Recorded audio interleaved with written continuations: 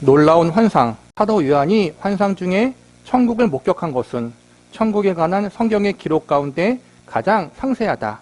요한계시록의 거의 전부를 차지하고 있는 그의 증언은 요즘에 인기를 누리는 천국 여행기의 허구성을 여실히 드러낸다. 요한이 요한계시록을 기록한 이유는 천국의 모습을 설명하기 위해서가 아니다.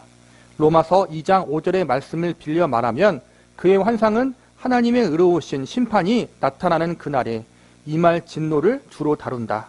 계시록이라는 명칭은 요한계시록의 첫 문장에 나오는 헬라어 아포칼립시스를 번역한 것이다. 이 말세에 아포칼립소라는 영어 단어가 유래됐다. 이 단어는 파국이나 대변동을 가져다 줄 사건을 묘사할 때 종종 사용된다. 요한은 요한계시록에서 파국 중의 파국을 증언한다. 요한의 환상은 말 그대로 궁극적인 종말을 다룬다. 요한의 환상은 장차 두렵고도 어미로운 하나님의 진노가 온 세상에 쏟아질 것을 목격했던 예언적 계시였다. 그는 요한계시록 마지막에서 그런 모든 종말론적 사건들이 결국에는 하나님의 승리, 새 하늘과 새 땅의 출현, 충실한 신자들의 영원한 안식과 지복으로 귀결될 것이라고 증언했다. 요한계시록의 마지막은 성도의 영원한 안식을 가장 아름답고 완벽하게 묘사한다. 그러나 이것이 요한이 본 환상의 핵심이 아니라는 점을 잊어서는 안 된다. 요한의 진정한 목적은 하나님의 진노와 끔찍한 환란이 우리의 상상을 뛰어넘는 전무후무한 규모로 모든 인류에게 임할 것을 증언하는 데 있다. 그는 놀람과 경이감, 공경심과 경외심을 불러일으키기를 원했다. 그는 그런 목적을 염두에 두고 성경의 천국에 관한 기록 가운데 가장 상세한 기록을 남겼다. 천국에 관한 바울의 환상은 너무나도 생생하고 현실적이었다. 그는 그가 몸 안에 있었는지 몸 밖에 있었는지 나는 모르거니와 하나님은 아시느냐라는 말을 2차례나 언급했다. 이 점은 요한도 마찬가지였다. 그도 내가 성령에 감동되어라고 2번 말했다. 그의 환상은 성령의 감동으로 주어진 것이었다. 꿈이나 환각, 임사체험이나 요한의 상상력이 빚어낸 허구와는 전혀 무관했다. 성령께서 그의 영을 감동하시어 물질 세계를 초월하게 하시고 그 스스로의 감각으로는 결코 의식할 수 없는 거룩한 계시를 그에게 보여주셨다. 요한의 환상은 성경에서 발견되는 예언적 환상 가운데에서 가장 길고 상세하다. 바울의 환상과 마찬가지로 요한의 환상도 너무나도 생생해 그가 묘사하는 사건들을 그 스스로가 직접 경험하는 듯한 인상을 풍겼다. 신약 성경에서 천국을 경험했다고 이야기하는 사람의 대표적인 사람이 사도 요한과 사도 바울 2사람이에요. 그 중에서 사도 요한은 계시록에 천국에 대한 이야기를 기록하고, 그런데 천국에 대한 이야기를 기록할 때 그 천국 자체에 대한 것이 중심이 아니라 천국에 천국 되는 것은 하나님 때문이다. 또 예수님 때문이다라는 사실을 우리에게 알려주고 있어요. 그리고 사도 바울도 그랬고 사도 요한도 그렇고 성령에 감동되어서 혹은 환상 중에 갔다라고 기록되어 있어요. 임사라는 것이 죽은 것 같은 상태에 있는 거거든요. 잠깐 동안 이제 죽은 상태와 마찬가지로 된 것처럼 그런 상태에서 간 것이 아니라 하나님께서 분명하게 역사하심을 통해서 천국의 환상과 성령의 감동으로 천국을 목격했다라는 거예요. 인간의 경험과는 분명히 다른 하나님의 계시적인 차원이 있었다라는 거예요. 그런 차원에서 계시적인 차원, 그리고 성경에 기록되어진 것, 이것이 일반 사람들이 경험한 천국과 다른 성경의 천국에 대한 증언이라는 거예요. 인간의 경험과 인간의 증언, 우리가 간증하는 것과 차원이 달랐다라는 거예요. 우리가 주목해서 볼 것은 사람들의 간증이나 체험이 아니라 성경에 기록된 천국에 대한 부분들을 우리가 집중해야 되고 거기에 관심을 기울여야 한다는 거예요. 왜냐하면 성경에 기록된 천국에 대한 것은 진리이고 진실이고 하나도 틀린 게 없어요. 그런데 인간이 경험한 것, 인간이 체험한 것은 틀린 것이 있고 왜곡이 있고 오류가 있고 잘못된 것들이 있을 수 있기 때문에 우리가 너무 인간의 경험과 체험을 의지하거나 그런 것들을 사모하면 안 된다는 거예요. 환상은 순간적으로 주어졌다. 요한은 내가 보니 하늘에 열린 문이 있는데 내가 들은 바 처음에 내게 말하던 나팔 소리 같은 그 음성이 이르되 이리로 올라오라. 이후에 마땅히 일어날 일을 내가 내게 보이리라 하시더라. 내가 곧 성령에 감동되어 보라 하늘에 보좌를 베풀었고 그 보좌 위에 앉으신 이가 있는데 어두운 터널이나 천상의 환연단을 비롯해 영혼이 붕 떠오르는 느낌이 들면서 지상에 남겨진 육신을 뒤돌아보는 것 같은 현상은 고사하고 영상을 통해 의식을 하늘로 투사하려는 시도조차 없었다. 그는 성령의 감동하심을 받고 반모섬에서 단번에 천상의 영역으로 들어갔다. 그러니까 사도 요한이 요한계시록에서 하나님의 계시와 부르심을 통해서 성령의 감동하심으로 천국에 가게 되는 것을 성경이 묘사하는데 인간들이 간증한 것처럼 육체가 누워있고 영혼이 빠져나온 육체가 누워있는 걸 보고 하늘의 밝은 통로를 통과해서 천국에 가는 그런 경험이 아니었다라는 거예요. 성경은 그렇게 증언하지 않았다. 요한의 의식이 가장 먼저 하나님의 보좌로 향했다는 사실도 간과해서는 안 된다. 보라, 하늘의 보좌를 베풀었고 그 보좌 위에 앉으신 이가 있는데 요한계시록 4장에 기록된 내용은 모두 보좌에 초점을 맞춘다. 또한 나중에 이어지는 내용에서도 요한은 거듭 하나님의 보좌를 언급했다. 앞에서도 살펴보았고 앞으로도 몇 차례 살펴볼 예정이지만 하나님의 보좌는 천국의 핵심이자 중심축이다. 요한은 몇 구절에 걸쳐 보좌 주위에 있는 생물들과 그 형상과 빛과 색채를 묘사했다. 그는 5장에서도 하나님의 보좌와 그 주위의 광경을 묘사했다. 내가 여기에서 말하려는 요점은 보좌 주위에서 이루어진 경건한 예배에 있다. 예배는 보좌 곁에 대기하고 있는 경이로운 생물들에 관한 묘사에서부터 시작한다. 보좌 주위에 4생물이 있는데 앞뒤에 눈들이 가득하더라. 그 첫 번째 생물은 사자 같고 그 둘째 생물은 송아지 같고 그 셋째 생물은 얼굴이 사람 같고 그 넷째 생물은 날아가는 독수리 같은데 이 생물들은 천사들이다. 에스겔이 환상 중에 천국을 보면서 묘사했다던 4생물과 똑같은 생물인 것이 분명하다. 에스겔은 에스겔서 10장에서 이 생물들을 그룹이라 일컬었다. 시편 80편 1절과 99편 1절에도 하나님이 그룹 사이에 자정에 계신다고 증언한다. 이사야는 환상 중에 천국을 목격하고서 내가 본즉 주께서 높이 들린 보좌에 앉으셨는데 그의 옷자락은 성전에 가득하였고 스랍들이 모시고 섰는데라고 증언했다. 그는 스랍들을 보좌를 지키는 날개에 달린 생물로 묘사했다. 스랍이란 용어는 성경에 단 2번 사용되었고 모두 이사야서 6장에서만 나타난다. 이 말의 어근에는 불의 의미가 담겨 있다. 따라서 스랍은 그룹 가운데 불같이 빛나는 존재들을 가리키는 것으로 추정된다. 에스겔은 동일한 생물을 그룹으로 일컫는 것으로 보인다.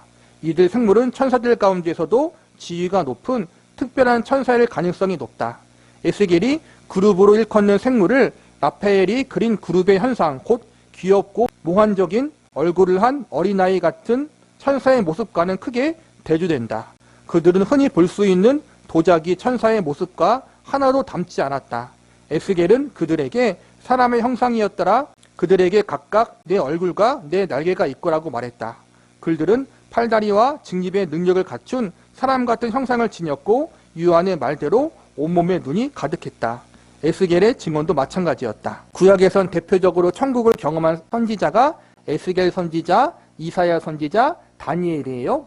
3명이고 신약에서는 사도 요한과 사도 바울 2사람이거든요. 이렇게 구약의 증언과 신약의 증언이 연결되어 있다는 거예요. 다르지 않다라는 거예요. 표현이 조금 다른 부분도 있지만 궁극적으로 구약의 선지자들이 증언했던 천국과 신약의 사도들이 경험했던 천국이 같았다라는 거예요. 그런데 우리 보통 사람들이 간증하는 것은 거의 다 달라요, 서로가. 그리고 지난 시간에도 반복했지만 그들의 중심은 천국의 모습을 묘사하는 것에 불과하고 선지자와 사도들이 경험했던 천국에는 그 중심이 항상 하나님의 보좌였다라는 거예요. 천국의 중심은 하나님이시다. 우리가 이 사실을 기억해야 돼요. 천국이 어떻게 생겼고 거기서 어떻게 생활하고 어떠한 집을 가지고 있고 거기서 먹고 사는 건 어떻게 하고 그게 중요한 게 아니라 하나님이 천국의 중심에 계시고 그 보좌에 계시다. 하나님이 천국을 다스리시고 계시다. 이게 가장 중요하다는 거예요. 천국에 경험했던 인간들은 자기들이 갔다 왔다고 한 사람들은 그 하나님이 중심에 있지 않았다는 거야. 항상 천국에서 어떻게 살아가나 이 땅에서 사는 것처럼 어떻게 인간이 살아가나 결국 인간 중심적으로 항상 천국을 바라봤다.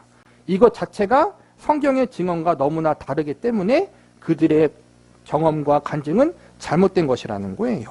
에스겔의 증언도 마찬가지다. 그러나 그의 증언은 좀 더 세밀하다.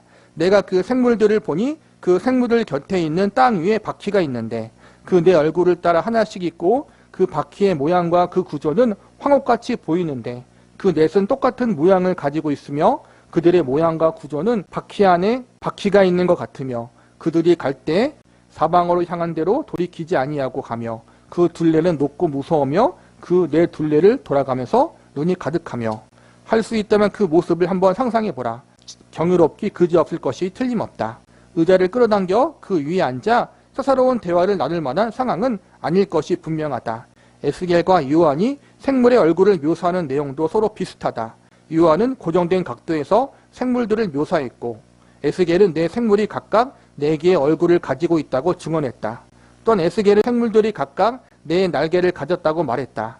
그의 말은 양 옆에 각각 하나씩 그리고 앞뒤 1개씩 날개를 가졌다는 의미인 듯하다. 그는 사방 날개 밑에 각각 사람의 손이 있더라라고 덧붙였다. 한편 이들은 날아갈 때 사용하는 날개 한 쌍을 더 가지고 있는 것으로 보인다. 왜냐하면 요한계시록 4장 8절이 각각 6날개를 가졌다고 말하고 있기 때문이다. 이것은 스랍을 묘사한 이사야의 증언과 정확히 일치한다. 그는 스랍들이 모시고 섰는데 각기 6개 날개가 있어 그 둘로는 자기의 얼굴을 가리고 그 둘로는 자기의 발을 가리고 있었고 그 둘로는 날며라고 말했다. 이들은 2 날개는 섬기는 일을 하며 4 날개는 예배를 드릴 때 사용했다. 이런 천사들의 현상은 예배의 중요성을 분명하게 보여준다. 이사야의 스랍들이 서로 불러 이르되 거룩하다 거룩하다 거룩하다 만군의 여호와여 그의 영광이 온 땅에 충만하도다라고 외쳤다고 증언했다. 요한도 그와 똑같은 광경을 목격했다. 그는 하나님의 보좌 주위에서는 찬양이 그치지 않는다고 말했다. 그들이 밤낮 쉬지 않고 이르기를 거룩하다 거룩하다 거룩하다 주 하나님 곧 전능하신 이여 전에도 계셨고 이제도 계시고 장차 오실 이시라고 하고 잇따라 이어지는 찬양은 칸탄타 오라토리오의 형식으로 이루어졌다. 스랍들의 합창은 서로 번갈아 화답하는 형식을 따랐다. 소리가 점점 세게 커지면서 웅장한 합창의 목소리로 발전하는 찬양이 요한계시록 5장 마지막에 계속된다. 요한은 거룩하다 거룩하다 거룩하다라는 첫 번째 찬양을 시작으로 다음 장 마지막으로 모두 5차례의 찬양을 기록했다. 이 천국의 찬양은 2가지 범주로 나눌 수 있다. 하나는 피조물의 구원을 찬양하는 노래, 다른 하나는 인류의 구원을 찬양하는 노래다. 요한계시록 4장의 찬양은 만물의 창조주요 구원자이신 하나님께 초점을 맞춘다. 우리 주 하나님이여 영광과 존귀와 권능을 받으신 것이 합당하오니 주께서 만물을 지으신지라 만물이 주의 뜻대로 있었고 또 지으심을 바랐나이다. 아울러 5장은 인류를 구원하신 구원의 하나님께 초점을 맞춘다. 여기서도 천국의 중심이 하나님이고 천국에서 천사들이 하는 일이 하나님을 예비하고 찬양하는 게 중점이 있다는 거예요. 거룩하다 거룩하다 거룩하다. 한마디로 이사야도 그랬고 사도 요한도 그렇고 못 배운 사람들이 아니에요. 하나님이 택함 받았기 때문에 더 많은 지혜를 주신 사람들이에요. 그 사람들이 오늘날 우리가 알아듣지 못할 정도로 기록했다는 것은 천국에서의 모습과 그리고 하나님을 찬양하는 천사들의 모습이 너무나 경이롭고 영광스럽기 때문에 우리가 한번 알아듣지 못할 정도로 기록한 거란 말이에요. 너무 경이롭기 때문에 인간의 언어로 다 표현할 수 없기 때문에. 근데 우리가 보는 간증들, 이야기들은 뭐예요? 우리가 알아듣기 쉽게 표현되잖아요, 사람들이. 그렇죠? 천국에서 하나님의 영광을 보는 사람들은 인간의 언어로 다 표현할 수가 없다라는 거예요. 사도들이 그랬고 선지자가 그랬고. 그런데 오늘날 많은 사람들, 천국에 갔다 왔다고 하는 사람들은 너무나 쉽게 천국과 하나님을 표현하고 있다는 거예요. 경외감이 없다라는 거예요. 죄인된 인간의 몸으로 하나님의 보좌를 받는데 그거에 대한 두려움도 없고 경외함도 없고 그거에 하나님에 대한 찬양도 없고 결국엔 그 하나님을 받다는 것, 천국에 받다는 것 자체가 왜곡되고 변질된 것일 수 있다는 거예요. 우리의 경험, 우리의 체험이 옳지 않을 수도 있다는 것. 이것을 우리가 늘 기억하면서 우리의 체험과 경험을 의지하거나 누군가의 간증을 의지하는 것이 아니라 항상 하나님의 말씀을 의지하는 우리들이 되어야 한다는 거예요. 내 생물과 24장로들이 그 어린 양 앞에 엎드려 각각 검은고와 향이 가득한 금 대접을 가졌으니 이 향은 성도들의 기도들이라. 그들이 새 노래를 불러 이르되 두루마리를 가지시고 그 인봉을 떼기에 합당하시는도다. 일찍이 죽음당하사 각 족속과 방언과 백성과 나라 가운데 사람들을 피로 사서 하나님께 드리시고 그들로 우리 하나님 앞에 나라와 제사장들을 삼으셨으니 그들이 땅에서 왕 노릇하리로다 하더라. 이 찬양은 그리스도를 높이는 유명한 찬양을 통해 그 정점을 이룬다. 죽음을 당하신 어린 양은 능력과 부의 지혜와 심과 존귀와 영광과 찬송 받으시기에 합당하도다. 이게 누가 한 거예요?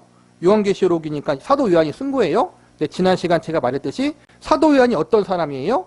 마지막 최후 만찬 때 예수님의 무릎에 있던 사람이에요. 그러니까는 예수님의 무릎에 기대어서 누워서 음식을 먹었어요. 그만큼 예수님과 친밀했다라는 거예요. 가장 가까이서. 예수님 무릎벽에 하고서 음식을 먹었던 그 사도 요한. 예수님을 사랑한다고 고백했던 그 사도 요한. 그가 천국에서 예수님을 본 거예요, 지금. 그런데 어떻게 표현해요? 예수님을 죽임당하신 어린 양이라고 표현하고 있고 그분의 능력과 부와 지혜와 힘과 존귀와 영광과 찬송 받으시기 합당하다. 인간 편으로 예수님이 계신데 너무나 영광스럽다. 이렇게 표현할 수 있는데도 불구하고 그렇게 표현하지 않았다라는 거예요. 그만큼 천국에 계신 예수님의 영광이 너무나 컸다라는 거예요. 사도 요한이 볼 때에도. 그래서 감히 예수님의 이름을 부르지 못하고 상징적인 의미로 예수님을 불렀다는 거예요. 죽임당한 어린 양. 그만큼 천국에서 하나님을 보고 예수님을 경험하는 것 자체가 인간으로서는 상상할 수 없는 경이로움이라는 거예요. 그러니까 얼마나 인간 편에서 우리가 들었던 간증들이 얼마나 형편없는 것인지 우리가 사도 요한의 증언을 통해 우리가 다시 한번 발견하고 우리가 다시 한번 볼 수 있다는 거예요. 우리 교회 교인들은 성찬식을 거행할 때마다 익숙한 가락에 맞춰 이 찬양을 주님께 드린다. 천국에서의 찬양은 이후에도 계속된다. 내가 또 들으니 하늘 위에, 땅 위에와 땅 아래와 바다 위에와 또 그 가운데 모든 피조물이 이르되 보좌에 앉으신 이와 어린 양에게 찬송과 존귀와 영광과 권능을 세토록 돌릴지어다 하니 내 생물이 이르되 아멘하고 장로들은 엎드려 경배하더라. 보다시피 구원을 노래하는 오라토리오다. 찬양이 길게 점차 강도를 더해가며 웅장한 관현악으로 발전했다. 처음에는 사중주에서부터 시작하여 24장로의 음성이 더해졌고 천사들의 사중주와 24장로의 합창의 검은고가 첨가되었으며 마침내는 천국에는 모든 천사의 목소리가 가세했다. 모든 것이 점점 더 강도를 높여가며 예배로 집중되었고 천사들이 마지막을 장식했다. 내 생물이 이르되 아멘하고 장로들은 엎드려 경배하더라. 천국의 모든 피조물이 하나님을 경배했다. 나도 그 광경을 보고 싶다. 나도 거기에 참여하고 싶다.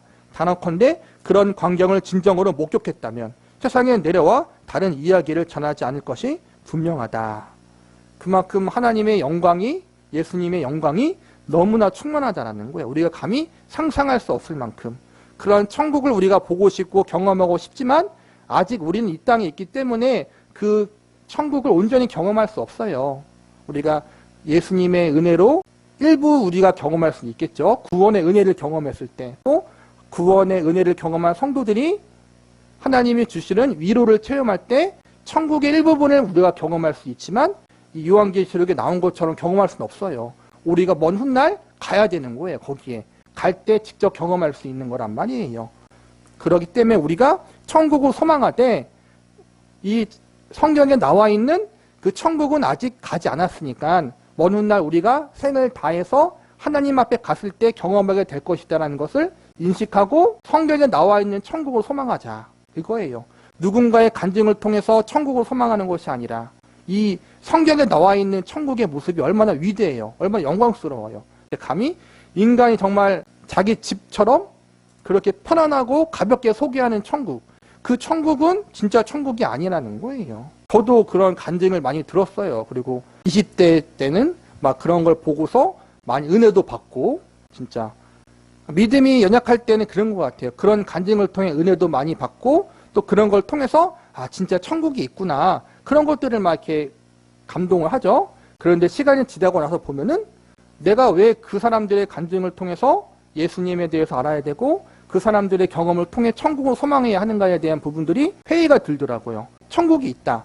예수님이 계신다. 예수님이 훗날 심판하신다. 이 모든 내용이 이미 성경에 나와 있고 우리가 설교 시간에 듣고 성경 공부 시간에 항상 배우는데 왜 그걸 통해서는 은혜 받지 못하고 교회에서 설교 시간에 성경 공부 시간에 천국에 대해서 구원에 대해서 심판에 대해서 이야기할 때는 그냥 별 감흥 없이 듣고 있다가 누군가가 간증으로 그런 이야기를 하면 감동받는 내 모습이 너무나 문제가 있다라고 생각이 되어지더라고요. 우리는 성경을 통해 은혜를 받아야 되고 성경 말씀을 통해 감동을 받아야 되고 성경 말씀을 통해 예수님과 천국에 대한 소망을 굳건히 붙잡아야지 누군가에 의해서 하는 것이 아니라는 거예요.